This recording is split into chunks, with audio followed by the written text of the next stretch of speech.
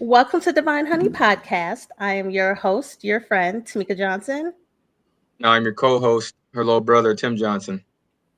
If this is your first time tuning in, welcome. This show is about human experiences. This includes thought provoking conversations and our Divine Honey guests sharing stories of love, life, journey, and purpose. If you feel inspired, show some love in the chat. This is your inspirational podcast. And today we have a special guest. Please welcome our Divine Honey guest, Bernie Youngblood. He is the founder of Think Partners, a firm that unites for profit, nonprofit, and artists through purpose driven partnerships. With a background in entrepreneurship and a Fortune 500 consulting, he designs programs that drive growth, impact communities, and amplifies creativity, proving that business and success and meaningful change can go hand in hand. Welcome back, Bernie. Thank you, Hey, Tamika. Thank you, Tim. Very excited to be here. yes, sir. Thank you. Happy to have you back. Right? An Take alumni two. now. Yes, yes. And Bernie was gracious enough to come back. We had a great conversation, a few weeks ago, I believe. But it technical malfunctions, so I didn't capture the whole interview. But he was gracious enough to come back and sit with me and Tim. And this time, Tim's here. Tim was on vacation, so welcome. I think Tim must have sabotaged us. That's what it was. I put it out in the clouds when I was in Vegas. How dare you have a podcast without me? So yeah, Bernie, just to get started, just tell the audience a little bit about yourself and what you do. My background's marketing. But I've been on a journey. I'm on my 8th startup now. Wow. We just helped my son start up a full service podcast studio in Nashville. Wow. So that's a whole new adventure for me. I'm new to the podcasting world, but in this current iteration, I am continuously seeking the intersections, as you described, between for-profits, nonprofits, and artist communities, trying to find opportunities for each of these stakeholders to work with one another for the benefit of all three. Sure. There are many examples of this happening in the real world. We're trying to do our own to make more of this happen. So yes, those are the opportunities we continually seek. Hot Logic being one of those in the area of food and nutrition. Really? Okay. Cool. All right, awesome. I know the last time, our discussion and our topic is God's plan versus man. And I kind of want to Yes. get back to that because even in me introducing you, the word purpose was in there. So Yes. what drives you, Bertie, to want to? You are heavy on social media. You're making the videos. Um, what is driving you to emerge in the influencer realm?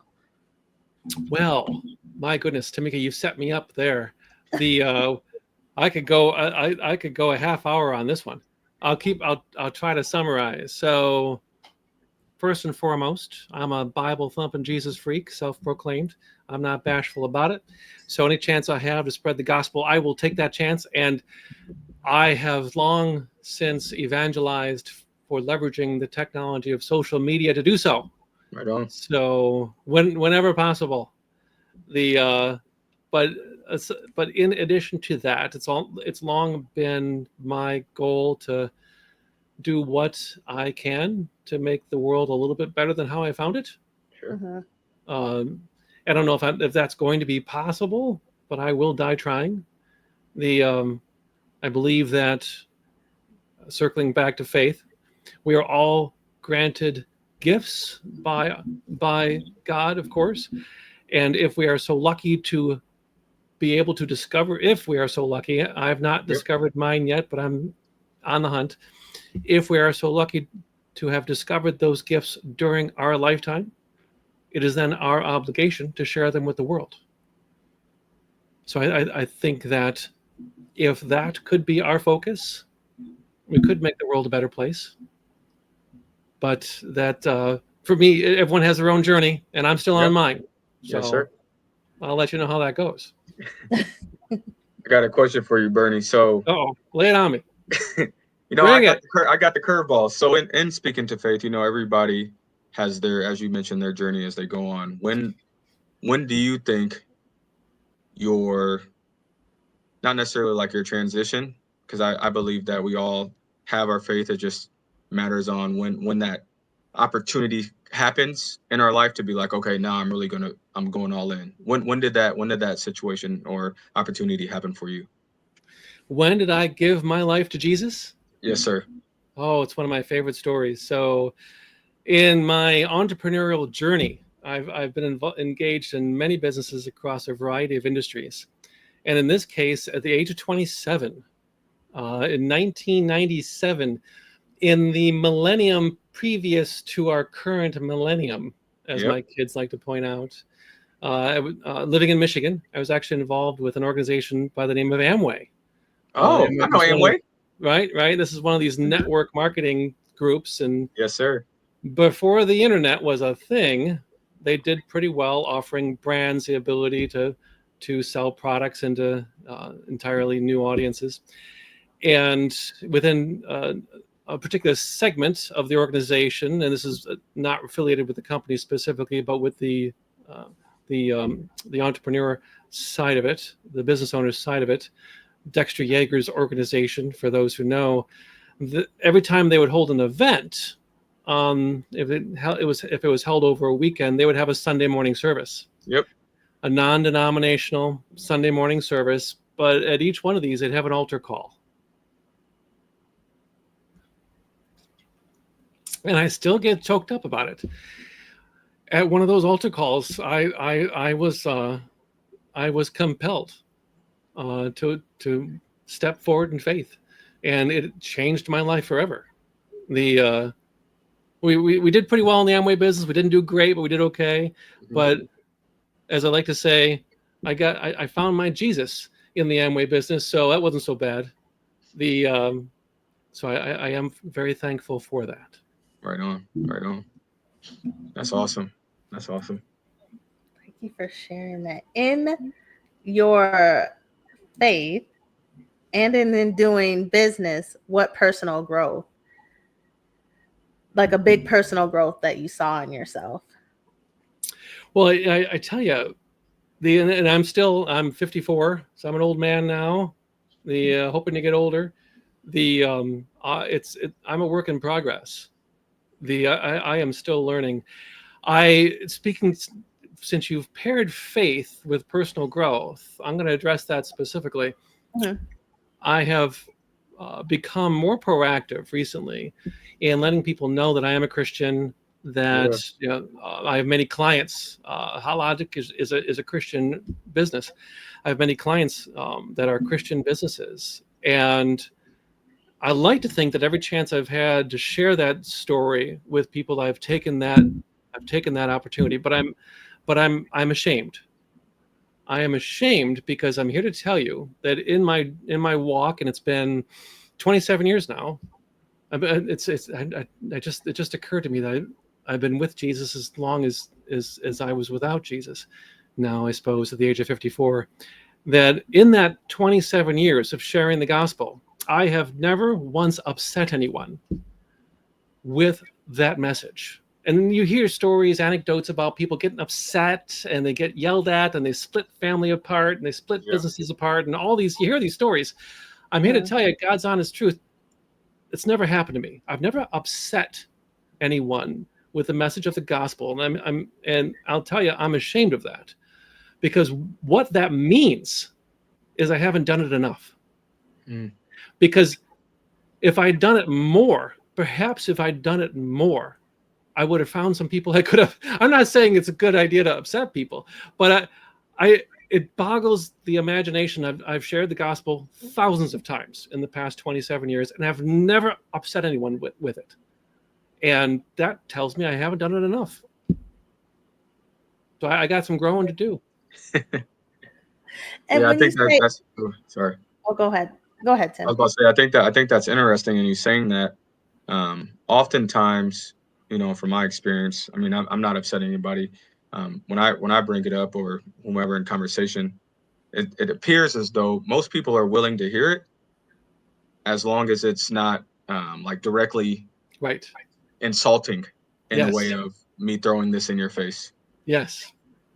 Yeah, A that's lot of important. there people do push back, but I don't think it always has to come into be like confrontational, because now we're both learning each other in the conversation. See, no, you're a better man than I. I've never got pushback. I've never got pushback. You're a better Christian than I am. I promise you. I must be holding back. I gotta get better. I've been engaged in I've been in sales all my life. I'm not bashful, but for some reason, I'm obviously not applying enough pressure. Well, I also wonder, do some people, there's pushback, two things is just not agreeing, but another thing, they may feel convicted. Yeah. Sure. Yes. So then there's that, of walking the line of maybe they're being personally asked to be obedient about something, and then there comes someone coming along, that's still the Holy Spirit bringing someone to speak to Yes. them, Yes. and they're still not obeying. Or maybe that anger or that conviction, you could be helping them to like, okay, I'm being convicted right there. That's something I really need to work on.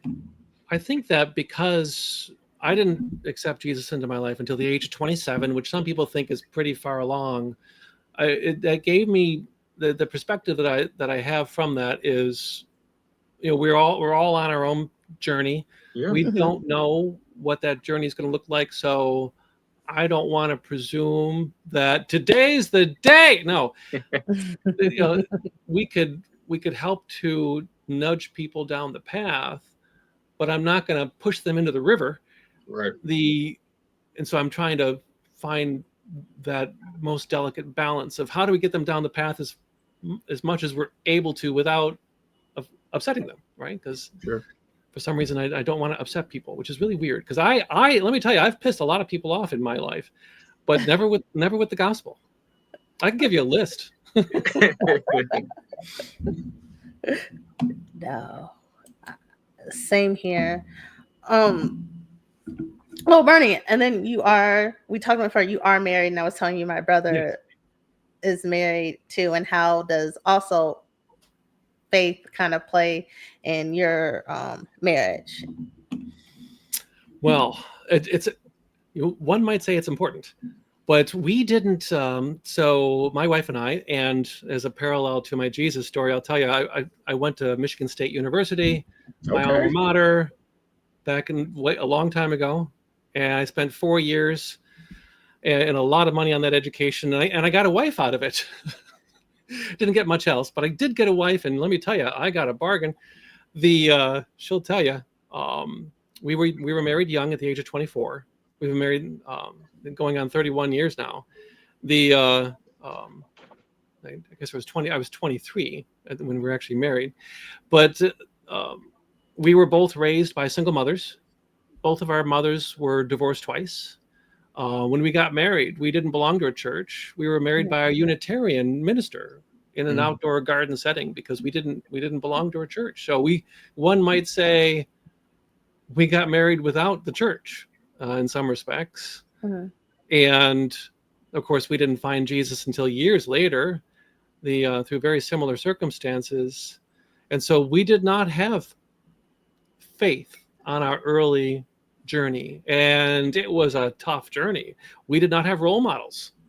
We didn't have parents growing up, right? We were what is a very traditional family now. We were raised by single moms, and that without role models, it was difficult. I'm not going to lie to you. Those first few years were very rocky, but as we found faith and as we continued on this journey together, we did find each other. And after 31 years of marriage, I'm telling you, I wouldn't trade my wife for $1 billion. I wouldn't do it, because she means more to me than a lot more to me than that. So, as an anecdote, I'll add to that a couple. We follow in for much of our marriage, we're Protestant, evangelical, call what you will. the many faiths we have in this nation. But more recently, my son went on a missions trip to Armenia and came back a Russian Orthodox, and then converted my whole family except me. So my wife and my two boys are all now Russian Orthodox, very devout, and I'm still in the Protestant evangelical side of the house. So we are now in a split faith marriage, which has its own set of challenges. Yep. Mhm. This is life. Yeah. It's interesting that you brought, like, you're talking about there's just been a shift, and that's a part of life. I know now, like, I'll be watching things about, people dating, or more specifically, they're in marriages and there's a shift that changes, or people change. And I think the society, I will read the comments of like, oh, you need to leave. I'm like, you're never going to always be on the same page, like, ever.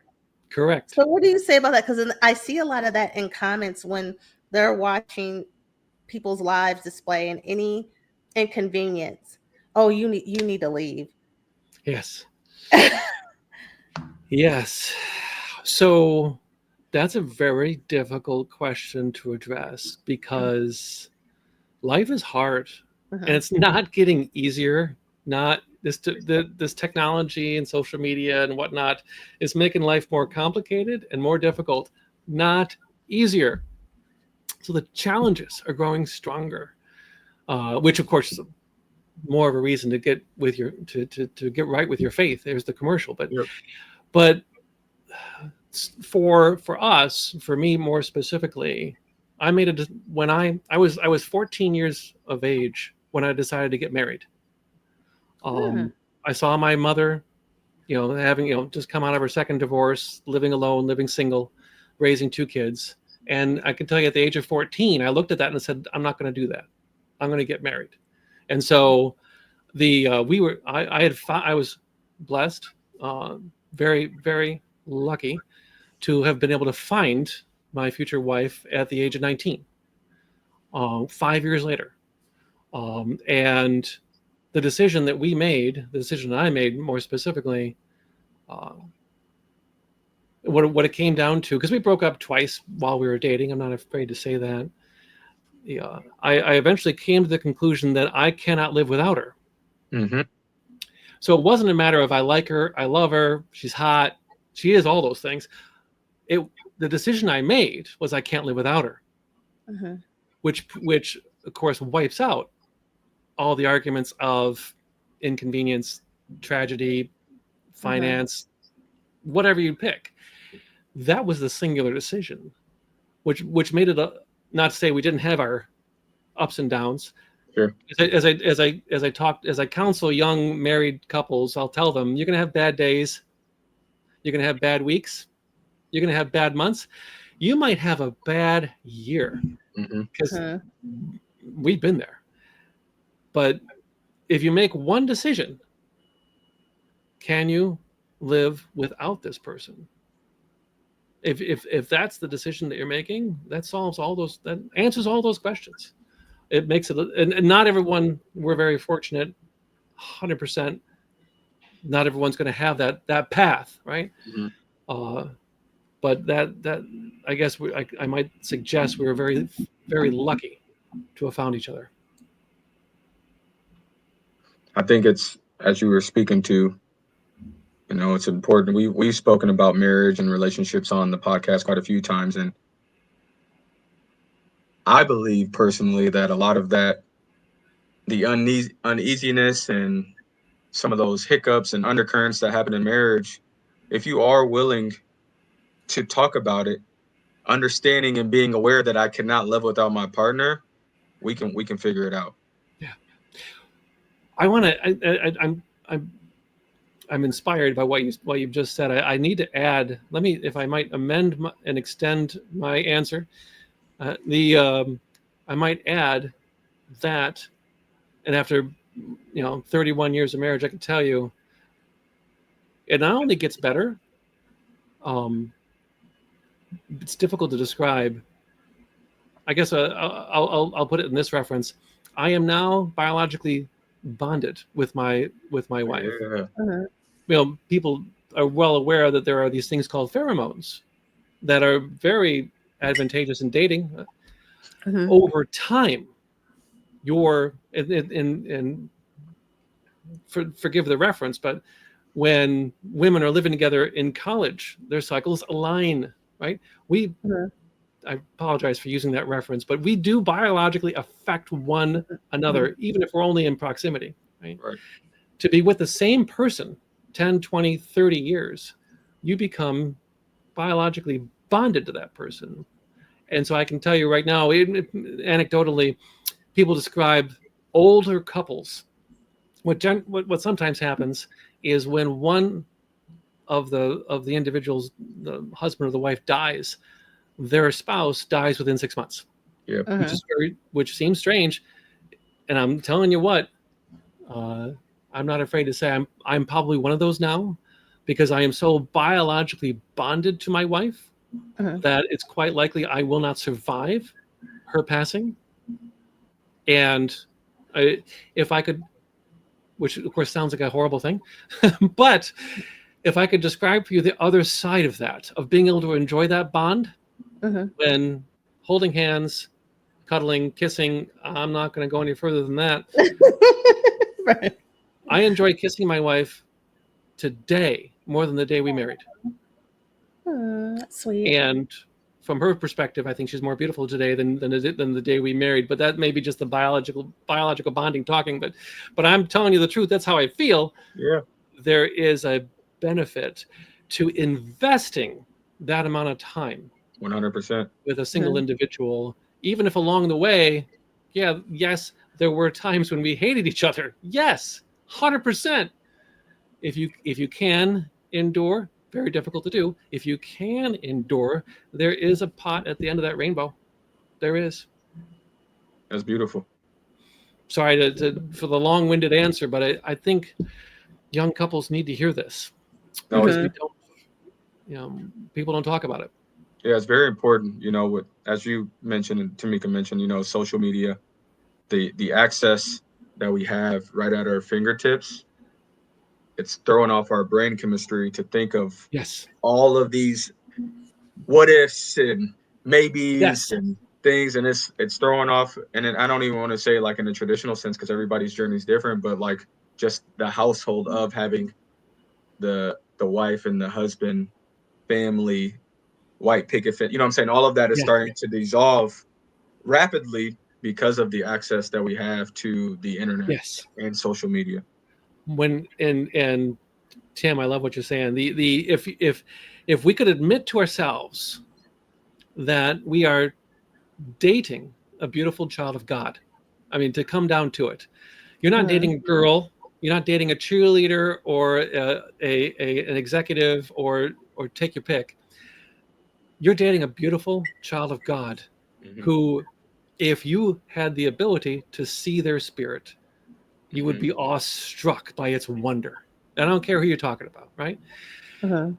If you're able to focus on that and that alone, right? And of course dedicate yourself to that individual, and one obviously submit one to another, right? Hmm. I think you have the potential of having an amazing and a beautiful life.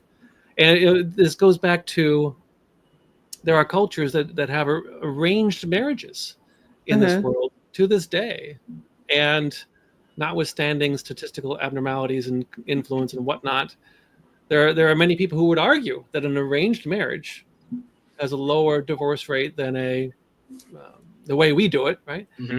Mhm. And I'm not going to defend it because I don't know both sides of it, but at the same time, there's anecdotal evidence to suggest that when you have two people that commit to invest, submit one to another, they have the uh, the opportunity to create a Mhm. wonderful life together, more so than I'm just chasing that hot guy, I'm just chasing that Yep. hot girl. It's a complete and utter empty existence, which leads to nowhere, Yep. and plenty of evidence for that. Yes, sir. Yes, sir. I would It's agree. Interesting you brought up I was watching something about arranged marriages in Yeah. certain cultures. There were a bunch of different cultures that did this, and it showed how they went about it. But everyone, they were like, my parents were arranged, my parents, my parents, and all these people were married like 50 years. Yes. And then very honest that it was hard. Like they're like, I wasn't in love at first. I mean, I don't know. They don't know each other. Like Yes. they might have seen each other, they might have, but they don't know each other. But just the bond that they begin to create. Human connection. Mm-hmm. We've lost sight of the importance of human connection. That's why I fell in love with your podcast, Divine Honey. Mm-hmm. Human connection. And social media, of course, is pushing us further apart. It's not good to lose connection. Right. No, connection is very important. That's why, I like to say at the spiel that I give at the beginning, I've been told to kind of change it and switch it up. But no, I want to drive the point home. Each time Yes. you tune in, love, life, journey, and purpose. Yes. People are just telling their stories, and that's how we connect. Yes. People, Maslow, I forget who it was, some psychologist a long time ago came up with this theory of self-actualization. When you achieve all your Maslow's hierarchy of needs, baby. Yeah, Maslow, yeah. That's the highest level.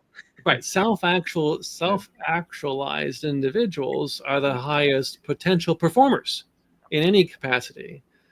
And folks who have real connection, enjoy loving relationships, I'm going to tell you, have the best chance at achieving that highest level. Mm-hmm. Yeah. Tim's got a background in psychology. Yeah, I'm a social worker, so okay. Yeah, Yes. all the theories, all the brain functioning, social connection, all that. Yeah, that's what we study in the master's program. So it's nice to hear, and then I heard you talk about you counsel. So I think that's really cool, man. I think you got a lot of wisdom to share. I've got underneath this hat, I got a lot of lumps on my head from the School of Hard Knocks. Sure. A lot of years will do that to you. So I didn't learn that stuff in school. I can tell you that. Those were all paid for in other ways. Yes, sir.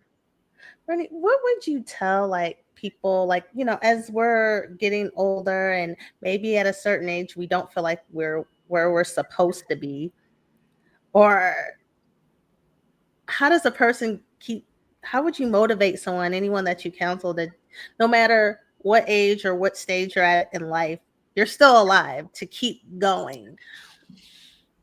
The miracles that are all around us, we take for granted. And I'm guilty of that. I'm telling you right now, I'm guilty of that.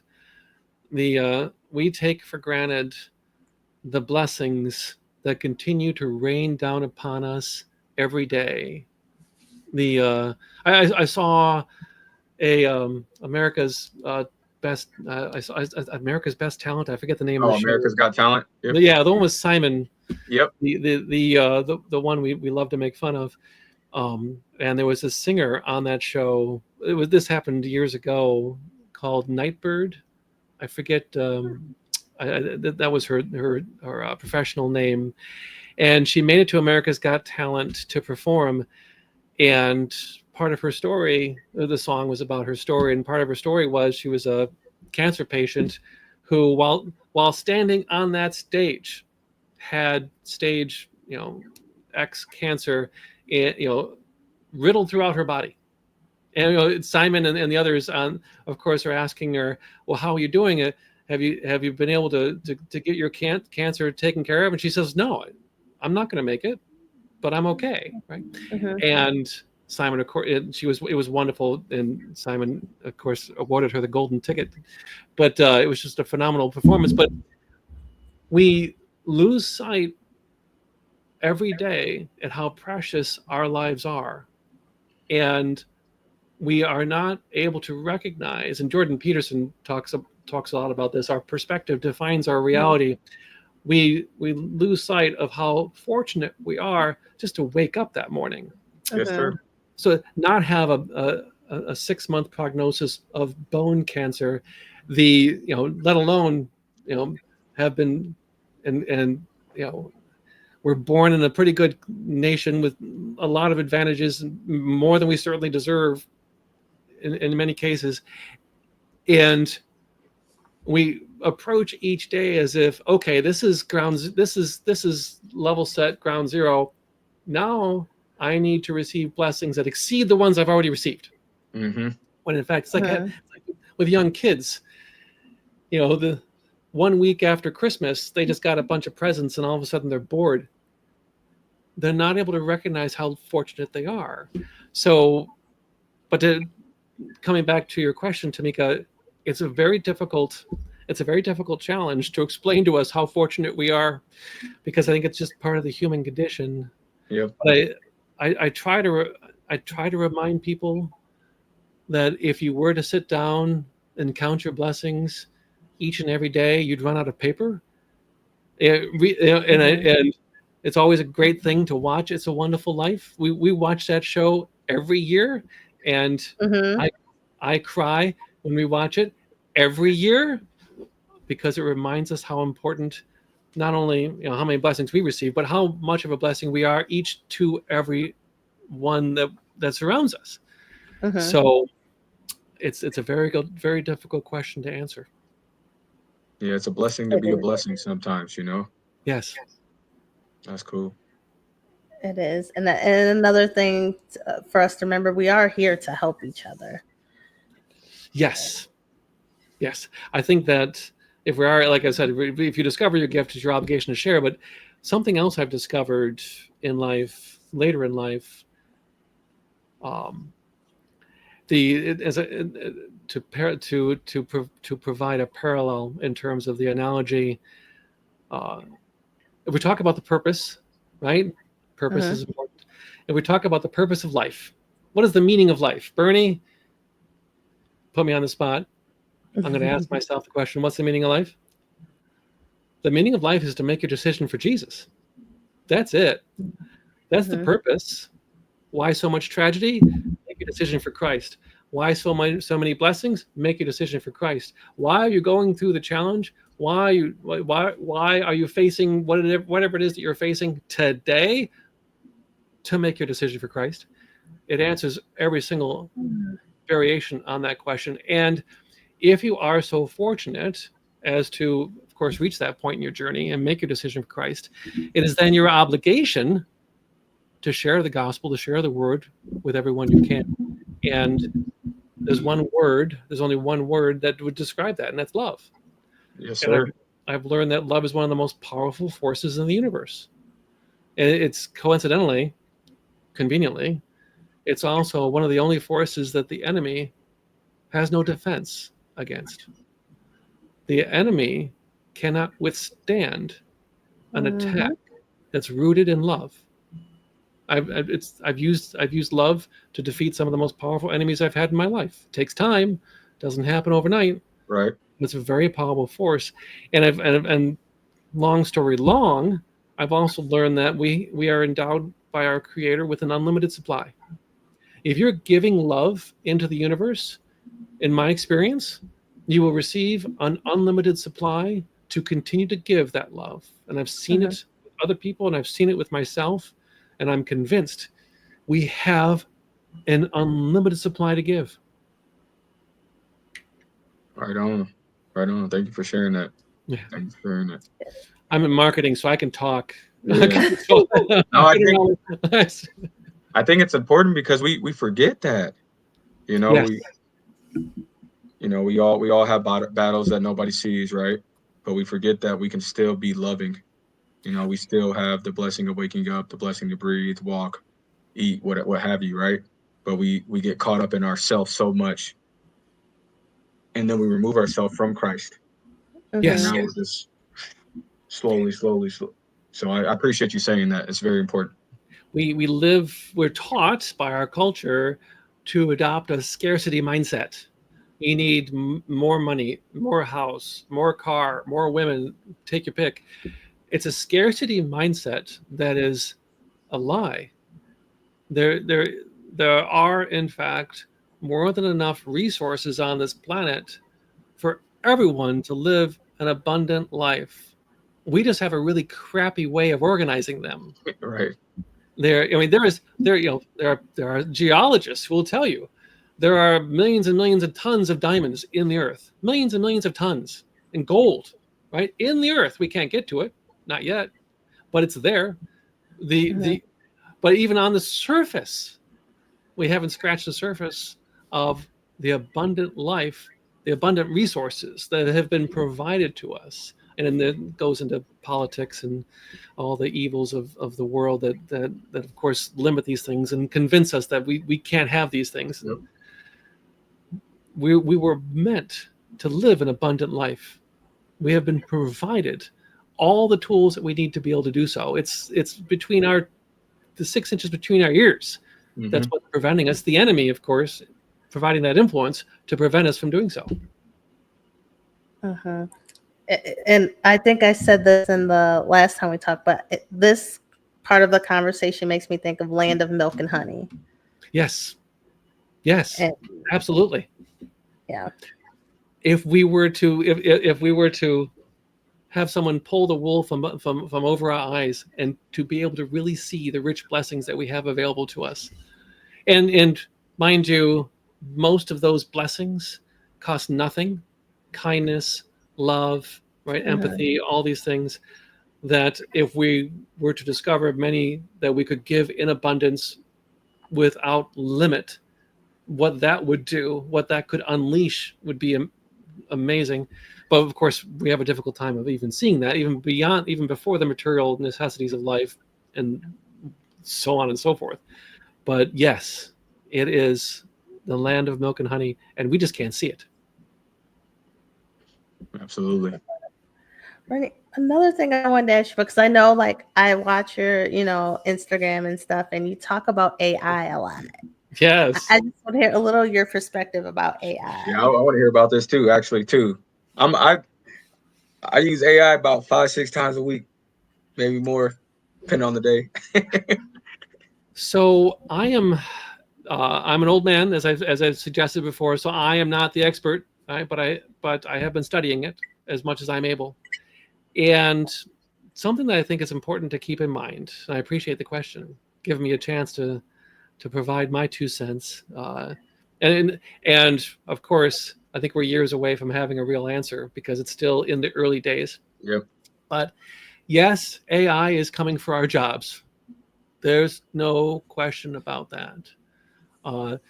If we are to survive this this coming challenge, we're going to have to be more adaptable, get more creative, and as a friend of mine recently expressed, you might have seen this clip.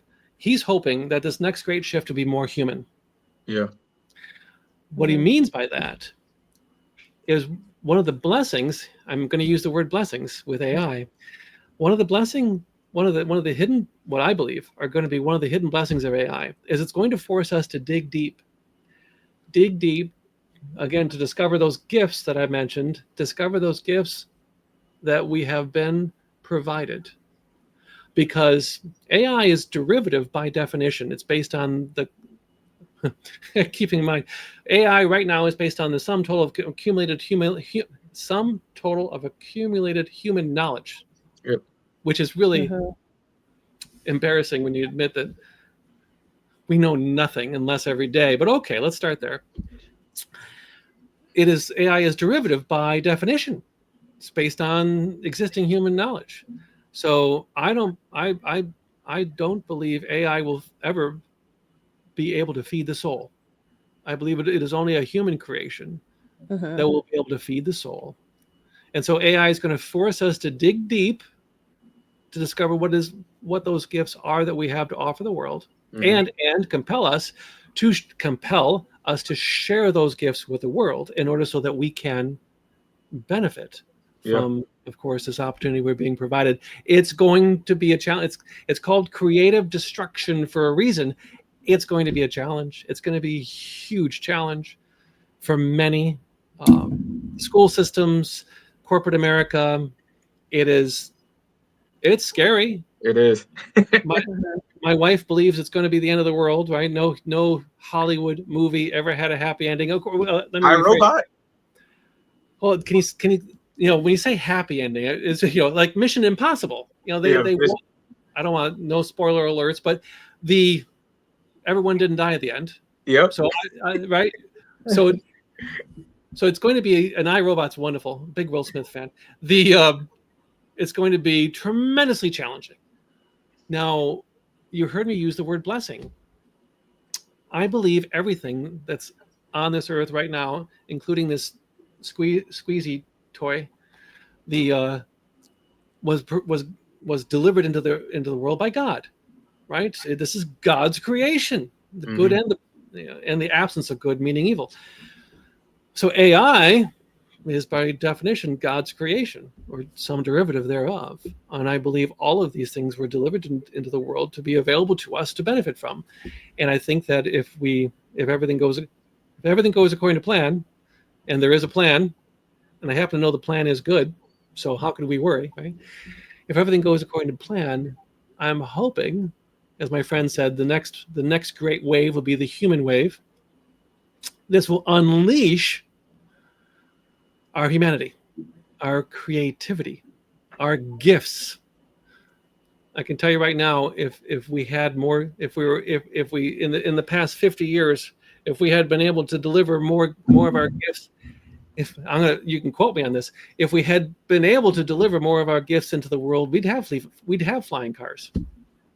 The reason why we don't have flying cars right now is because we've been locked in buildings and locked in cubicles and chained to desks, metaphorically speaking. Sure. And that has not brought out the collaborative nature is out of there. Yes. Yes. So if we can, we have to move through this challenge. Yes, it will be a challenge, but I believe a brighter future awaits us. We got to lean into it. Yes. Yes. Well, Bernie, we have you probably remember some of the questions. We're going to do it again. I don't know what you're talking about. I'm completely ignorant to this. The Divine Honey Final Pour. Speed round. Yes, sir. So if you could describe yourself in one word, what would it be and why? It's going to be love. Because as unusual as this may seem, this boy is built for love. Said no one ever. I've discovered I have an unlimited supply, and I'm trying my best to pour it into everybody I know as quickly as I can, because there's a demand for it. I can tell you that. Yes, sir. I'm gonna more than ever. Yeah, I'm gonna stake a claim on love, and I'm willing to share. So, which is a very touchy. That we're gonna have to make sure those quotes come out in context. I don't want to get me in trouble. So, what song feels like the soundtrack to your life right now? It is currently Quietly Yours by Bertie. Because it's a song I used to create. Back in my day, we had what was called mixtapes, and for our 31st anniversary, on our 30th we went to Italy, and on our 31st we weren't going to be able to repeat that, so instead I made my wife a mixtape. And what's a modern mixtape? A modern mixtape is a Canva slideshow of our life together. Right on. Going back 12 years in time, watching the kids grow up, all to the soundtrack of Bertie, because Bertie's a wonderful song based on that was a soundtrack to a movie about enduring love. Quietly Yours, the song itself, and I as you might expect me to say, you cannot possibly remind yourself enough at how important it is, the love that you share for your partner is. There's no every day I tell her I love her every day. I tell her how beautiful she is. Every day of our marriage, I've made these declarations, and it's helped to form. It's been the basis of our relationship and helped to form our relationship. So you can't possibly be reminded of the importance of those things enough. Right on. What drives you to keep pushing forward even on tough days? So that has been something that what does compel people to do what they do? For me, it's very simple. Very early in life, I'm a workaholic. I work 7 by 24 if I could. But of course, sleep's important. Sleep, Yes. nutrition, fitness. Don't screw those up. Anyway, so one of the reasons why I'm a workaholic, and I have an early childhood drawing of my sons hanging on the wall here that says my dad's favorite pastime is going to work, which is compatible with our culture because we have a workaholic culture. Plenty of times you're dead. But that's not why I do it. I do it because I have a recurring image in my head that somewhere in the world, and the fight against human trafficking is a very real thing for me, and I do everything I can for the organizations I help in those areas. I have this repeating visual in my head that there's a 14-year-old boy somewhere in the world that is conscripted to haul 80 pounds of brick up the side of a mountain all day, every day. And this is a real thing. And I'm sure there's thousands of boys who do this every day. And somewhere in the world, this boy is conscripted to do this. He's never known any life that's any different. Yeah. And he'll do this until he drops dead. And his brother and so on and so forth will follow in his footsteps. And this is one of the obviously one of the great tragedies of the world, that the capitalist system, which is the worst form of economics except for all the rest, creates these situations. Mm-hmm. I don't have to go into all the particulars of that, but what excuse do I have? He's carrying 80 pounds of brick up the side of a mountain all day, every day. What's my excuse? And I'm a horrible person by any stretch of the imagination, if this is your measure. And you can imagine what that does to me. I am incapable of watching a baseball game. Incapable. Because that image is gonna pop into my head and say, I could at least be making a phone call. I could at least be going to a meeting. I could at least be doing something. Because let me tell you this, I'm a worthless human being by this measure. That's where I began. It's compelling. I don't know who put that, the Holy Spirit, I don't know who put that image in my head, but it's there. Thank you for sharing that. So, who is your greatest inspiration and what have they taught you? Well, at the moment, I got to tell you, it's RFK Jr., and I'm not afraid to say that because I know it's a very politically charged environment in which we live. But I love him as an example because, in fairness, there are many people who would consider him to be an awful human being, and they wouldn't be wrong because he's certainly lived a very challenging life. But nutrition, fitness, and sleep is something that's very important to me. Yep. And I think it's something that's completely horribly broken. Our food supply is killing us. I'm on the record. I'll say it again. Our food supply is killing us. And he has been willing to put his life on the line to fix this. Come hell or high water, to do what he can while his lungs still have breath. Yes, sir. To attempt to fix this. And yeah, you can call him a horrible human being. Fine. Okay, that's fair. But guess what? He's putting his life on the line to fix this problem. And it is a very real, very existential crisis. I hate that word because it's a very dramatic word, but it is a very existential crisis. It's alive and thriving. I'm with you. Yeah. Nice. So what's the boldest, most daring dream you've ever imagined for yourself? I can tell you, it's probably, and it's difficult to say as a Christian, that goes back to the idea that I could make the world a little bit better than how I found it. As a Christian, I have to admit that it's God's plan, God's will, Mm. God's plan, man's plan, right? We didn't Mhm. even talk about that, right? We're all so busy doing what it is that we think has to be done, man's plan. We don't realize that, no, God has a plan and everything's going to be okay, right? But here we are. Okay. So here I am, here's Bernie, thinking that he can help to make the world a little bit better than how he found it. It goes back to that 14-year-old on the side of the mountain. It's a core part of my being. But you could argue, and hypocrisy is probably at the center of my brand, you could argue that that goes against the Christian principle of God's plan, right? God's got it under control.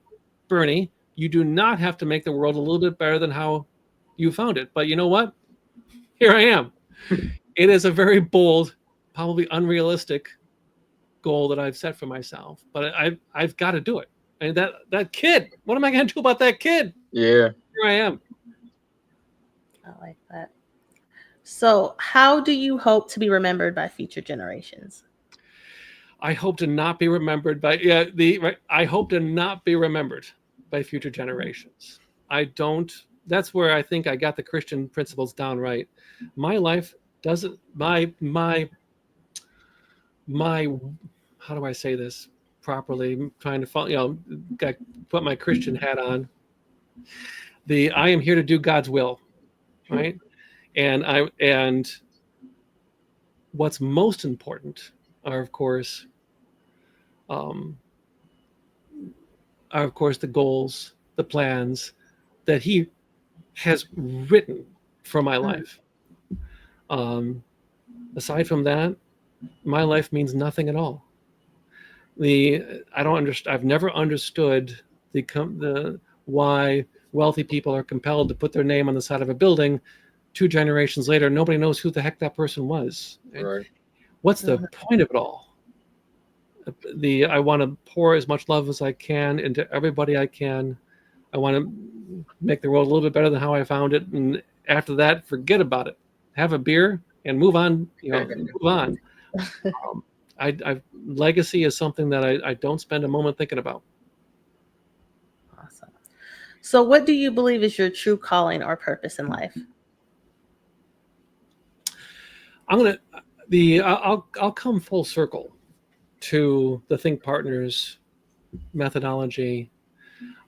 Currently, I believe one of the great mistakes we've made, again going back to releasing our gifts and helping to make the world a better place and flying cars, we've pushed the artists out of our institutions.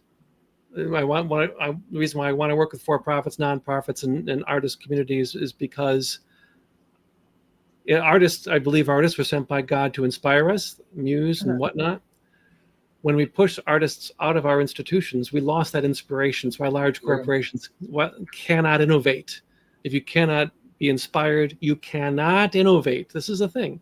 Yeah. And so I want to be able to find those intersections to try to bring these constituent groups back together, because going back to, we have infinite resources available to us. We're just not organizing them very well. I think if we had better run institutions across the board, we could leverage what it is that we have been provided more effectively. We can feed the world. We can keep everyone safe. We can keep everyone clothed and housed. And yes, 110%. All the resources are here. We just have to find a better way to organize them. And that's something that I'd like to contribute to, make a dent, put a dent in that universe, so to speak. I think I'm going to try. I'm going to die trying. Leave it all out in the field, so to speak. Yeah. We need some soldiers. We could do something in Iowa with it, We got you. I'm with the same mission.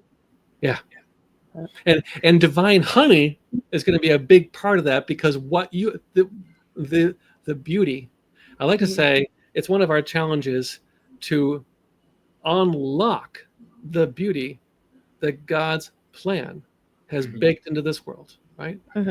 But it takes our better angels, of course, right? Our will to be able to do these things. And the beauty that Divine Honey is going to do to unlock that beauty, to unlock those secrets, to unlock God's true plan for the world, I think it's going to be phenomenal. I'm looking forward to watching what you do with your podcast and where you take it from there. Oh, But thank you, Bernie. my challenge to you, because God has great plans for the both of you. Yes, sir. I believe that. Amen. I believe that. Thank you. Thank you for those words. Of course. So, if you I'm could glad we hear, had a chance to get together here. I know, I'm glad we're able to do this. So, Bernie, if you could hear one sentence from God at the end of your journey, what would it be? Well done, my good and faithful servant. Hey, Amen. I don't know if I'll make it to heaven. I honestly don't. I don't think I'm worthy. I'm going to fight every day to do what I feel I'm called to do. I don't think I'm worthy. But if there was one statement that I could hear, that would be a good one. I love it. So, Tim, do you have any yeah, I'll just words say or before you close out, I think it would be cool, like maybe in a couple months here to talk about nutrition. Like we're really big into nutrition also. Yes. Yes. I work out 6 days a week. The seventh day is just my like normal walk. I guess it still counts as a workout, more of an active recovery day. But I think a lot of times, even with RFK, you know, the sound bites and the clips, and people really don't hear the message that is actually being displayed just because of all of the brainwashing and us being sheep and Yes. following all of these different things. I think it would be, I mean, say all that to say, it would be cool to talk about nutrition We if you're open for that. apps. It's one of my favorite subjects. I don't promote the Hot Logic product because I love the product. I promote it because I love the cause. Mhm. And I believe, and no one will ever convince me any different, that this great, big food, big pharma, take your pick. I believe that this is much of it is a scheme to subdue our consciousness. 100%. Right? Create sheep, right? Yep. We are as a social worker, you're familiar with the term neuroplasticity, right? Yes, sir. This is what helps our brain. This is what enables us to think. When our neurons fire, that's what's called thinking. And I believe that many of these systems have been set up in order to slow down or even inhibit that, Yes, sir. prevent that from happening. And so we are literally losing our ability to think and reason and make decisions day to day, which of course is the enemy's goal. Because Yes, and this is without being because this is Divine Honey and it's a faith-based message. I'm going to tell you, I'm going to take it to you can edit this part out after the fact if you like, but in the end times, the enemy's army does arise. I won't speak his name. Does arise in order to do battle with Jesus, and it's a quick fight, of course. But what folks don't seem to understand, and I don't know when the end times are going to occur. It could be tomorrow. It could be 800,000 years from now. Right. But what folks don't seem to understand is the army of the enemy is here right now, every day. and their ranks are growing. Yes, sir. And this is how the enemy recruits, by subduing the conscious mind of otherwise beautiful children of God. And food, nutrition, fitness, sleep are the three pillars that defend this biological organism that we are. So yeah, if you want to have this one, I'm up for it. This is the conversation I love to have. I'm almost as passionate about nutrition as I am about Jesus. I can promise you that. Yeah, my wife is huge into women's health and nutrition and all of the things. So because of that, I'm too am into all of the things, just to continue to learn about it. And I think just the more that we talk about it, the more messaging that we can spread and give the awareness to it. Yes. I think it's a beautiful thing. That's one of the gifts. I believe social media is a teenager right now in its tumultuous years. I think as it matures, we're going to find out that social media was provided to us to enable us to project this messaging across the world into every corner of the world. The message of the gospel is promised to reach every human being on earth. This is one of the channels that's going to enable it to do so. And the message of proper nutrition is going to go right along with that. Yes, sir. Sorry, Tamika. We just took over there. My goodness.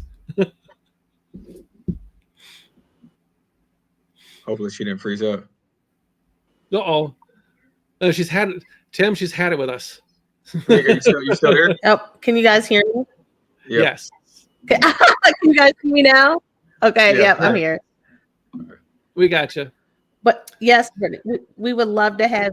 We're gonna do a nutrition one because his wife, my sister-in-law, she's big into nutrition too. So maybe we all Bring can it.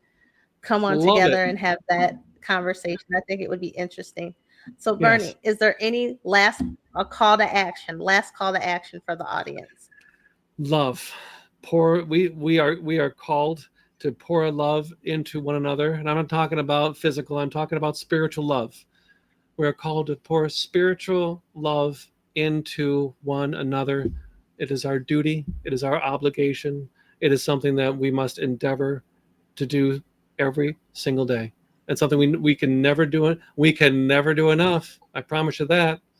The demand is high and the supply is infinite. Why can't we make this happen? I love it. So Bernie, what are your handles that anyone can, see your content or touch base with you, connect with you? Well, thank you for asking. So I have a link tree that we'll put in the caption. Mostly Bernie Youngblood. I'm on Facebook, Instagram, the LinkedIn, TikTok, Twitter, and YouTube. Far more than an old man should be allowed to do. Hey, spread the word, baby. Spread the word. Yes. Well, again, I thank you for being a guest and sharing your knowledge with us. I thoroughly enjoyed it.